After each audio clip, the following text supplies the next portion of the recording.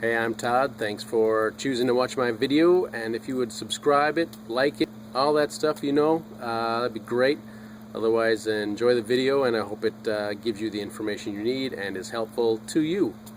Take care. Front brake pads on a 2012 Dodge Challenger SXT, I believe, if it matters.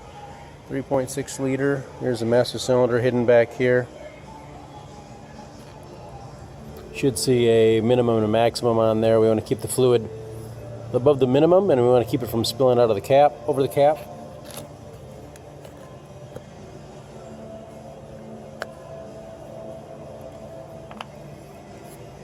So you can keep an eye on this level as we collapse the pistons.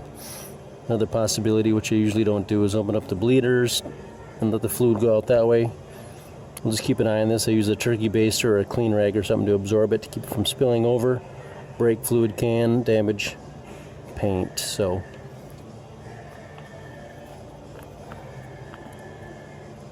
keep an eye on that and top it off as needed after the brake job. When you're all done, you'll pump the brakes a few times to set the pads and the calipers, and then top off your fluid or take some out as needed to put it near the maximum level. So if you plan on doing your own kind of work, it's a good idea to have a good set of metric wrenches, standard wrenches, 3 1/2-inch sockets, 3/8 sockets, and wrenches to do the job. So on this one here right now, we got a 13 millimeter, 18 millimeter wrench, 21 millimeter. These are what we're using for the caliper. I got 22 millimeter bolts on here.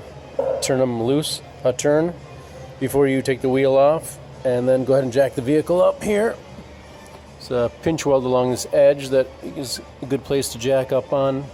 Otherwise, you have underneath here, if you can get a jack down here. Also a section here and here. Jack up the vehicle, use safety stands, protect yourself. Take the lug nuts off the rest of the way. All nuts and bolts are left to loosen, right to tighten. And then we'll take the tire off as we've done. Brake caliper mounting, brake rotor, and an outer brake pad and an inner brake pad. So we're going to stick a screwdriver in here, and we're going to collapse the piston. Then we can check our piston to make sure it goes in. And we'll be able to check our slides to make sure they actually slide.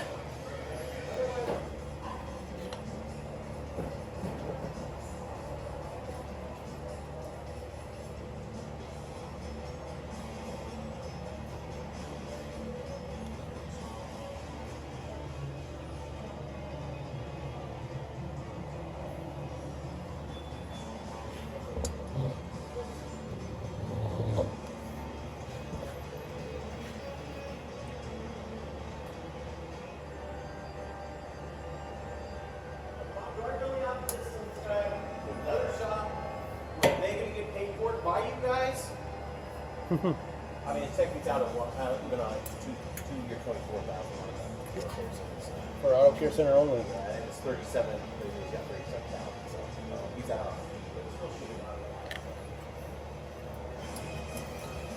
You can check your slides, see how free they are, nice and free, piston collapse, so we can go ahead and do this job and shouldn't have a problem with the calipers.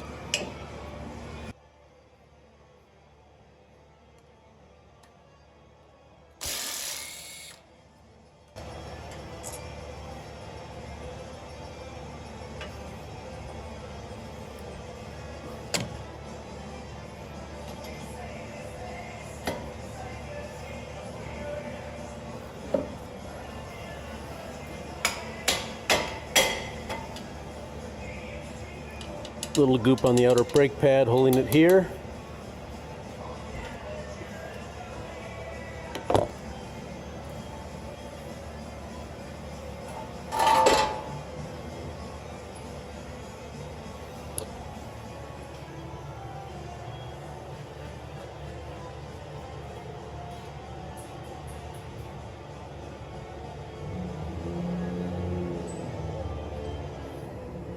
And you can check your slides, nice and easy here.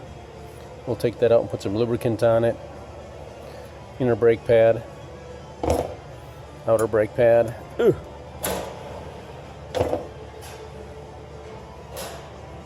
Little spring things in here.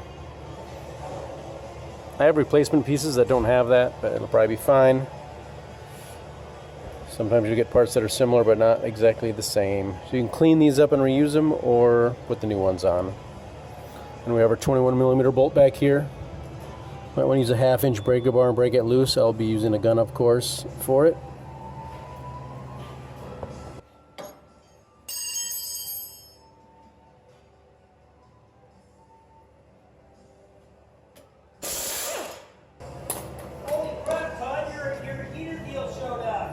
There's a bracket in the way. I'm going to move it a little bit so I can get my socket on there.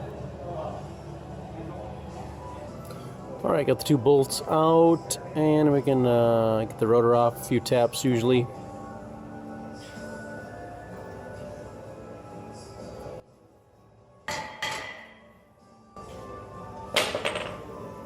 Use a block of wood if you want on the backside when you're hammering it. If you're going to have it machined, get it machined or replace it. Best policy for doing brakes. We're going to replace it.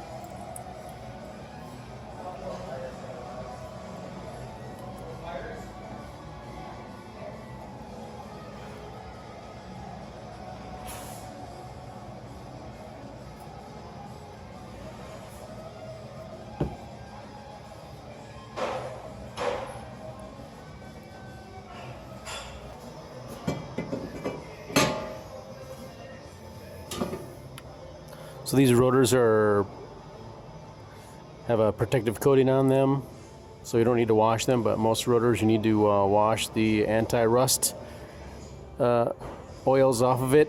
So this is sealed against corrosion, rust and all that, so we don't need to do anything. But if yours isn't like that, then you need to wash it with some warm soap and water and dry it off.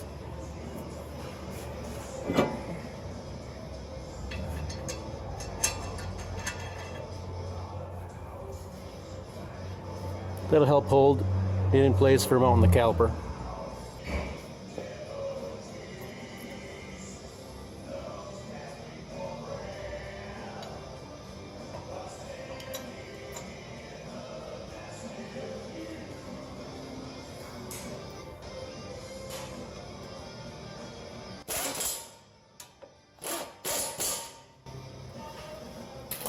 We'll snug those down. I'll give you the torque specs at the end.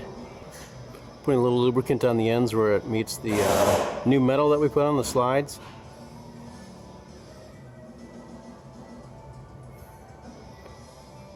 Don't get this stuff on the pad surface.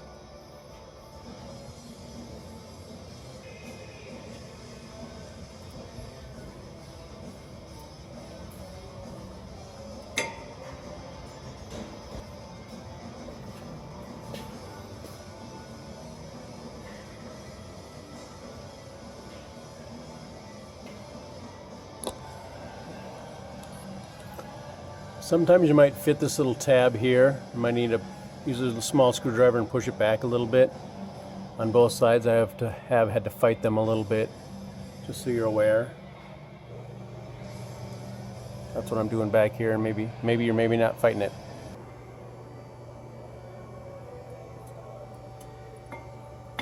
Yay! No fight.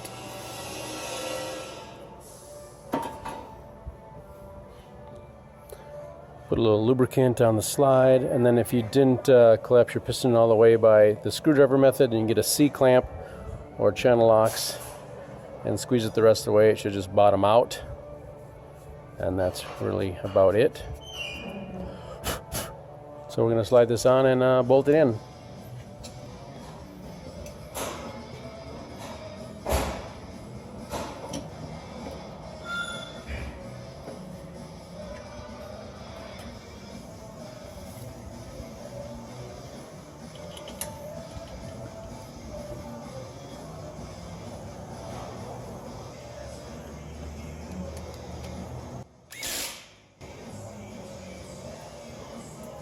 All right, we'll get to the torque specs in a second then. So go ahead and do both sides, of course. Check your brake fluid level as we showed and talked about, and step on the brakes a few times to set the piston in place and make everything set. And then double check your brake fluid level, and should be good to go. And then we'll give you torque specs for the caliper and the wheels. 110, 70, and 44. 110, 70, and 44. That's what I got for my information for front brake pads.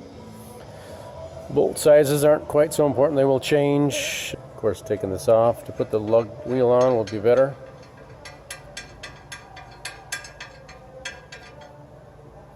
Put the tires on. Tighten the lug nuts in a crisscross pattern. And pump the brakes before you give it to somebody. Make sure they're set. And that's replacing your front brakes on your Dodge Challenger 2012 and other model years. Good luck to you.